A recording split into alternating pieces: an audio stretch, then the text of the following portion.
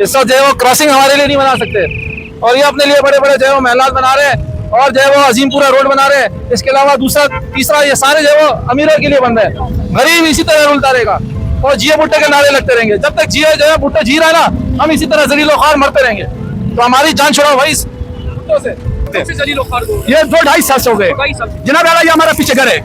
एक टैंकी जो हम डालता था 2000 का, इस चुरंगी की वजह से हमारे को एक टैंकी 7000 का पड़ता है। ये छोटा लोडर गाड़ी जो है ये जो जा रही है पानी का, ये हमारे को पड़ता था 4, ये लोडर गाड़ी हमारे को 400 का पड़ता था। पानी प्लांट इस तरफ है। इस चुरंगी की वजह से, इस रोड की वजह से एक लोडर गाड़ी जो है रक्षा का ये 1500 का पड़ता है। फिर घर का कितना नुकसान हो रहा है महीने का, एक घर का कितना हो रहा है। अब यहाँ से रक्षा सामने प्लाजा तक पहले हम जाते थे चुरंगी की वजह से 100 रुपए पे, अभी 400-500 रुपए लेडीज जाती आती है।